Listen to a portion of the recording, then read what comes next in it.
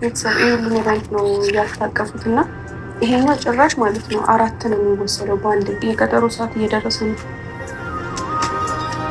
ተነስ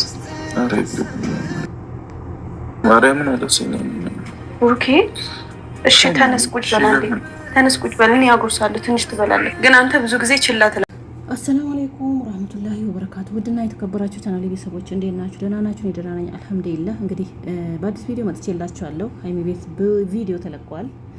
ብሩኬ በአጋጣሚ ታመመ ብላ እንግዲህ ሀይሚዬ ደስ በማይል ሁኔታ ነው የመጣችው። ብሩኬ ታሟል። እንግዲህ እግዚአብሔር ይማርህ እንበለው። እንግዲህ አላህ ይማርህ። ያው እንግዲህ ፉክክርና ንዴት የምትበጣበጡት ነገር ሊሆን ይችላል።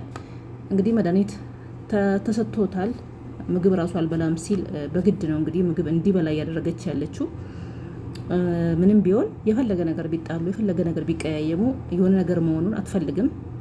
ጥላቻ ኑሮ አይደለም፣ የፍቅር ጭቅጭቅ ነው፣ የፍቅር ጥል ነው። እንግዲህ የነሱ ነገር ደብሮኛል፣ ደንግጫለሁ ብላለች። ብሩኬም እንደዛው በጣም ስለሚወዳት ነው እንግዲህ ቤቷ ድረስ ሄዶ ምንም እንዳትሆንብኝ በማለት ነው እዛ እየሆነ ያለው እና ሀይሚያ አይዞሽ ይድናል፣ አላህ ይማረው። ብሩኬ ወንድማችን ምግብ ብላ በርተት በል ትድናለህ፣ ይሻልሃል፣ ይተዋል እንበለው። ዱዓ ጸሎት እናርግለት።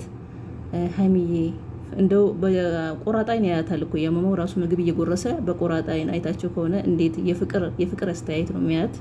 አይለያችሁ እንበላቸው፣ አይለያችሁ፣ አብራችሁ ዝለቁ፣ አብራችሁ ክበዱ፣ አብራችሁ ውለዱ እንበላቸው። እንግዲህ ሀይሚና ብሩኬ ሌላ ምንም የምንለው ነገር የለም።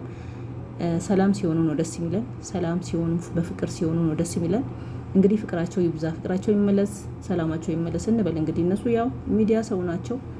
ዛሬ ፍቅራቸው ቢመለስም ዛሬ ሰላም ቢሆኑም ነገ በሌላ ነገር ይመጣሉ። ስራ ስለሆነ እንግዲህ ስራ ነው፣ ምንም ማድረግ አይቻልም።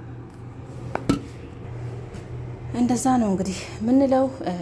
ሚዲያ ሰው ናቸው፣ ዩቱበር ናቸው፣ ስራቸው ነው። ዛሬ ሰላማቸው ተመለሰ ብንልም ሌላ ነገር ነገ በሌላ ነገር ስለሚመጡ ትዕግስቱን ስጠን ነው።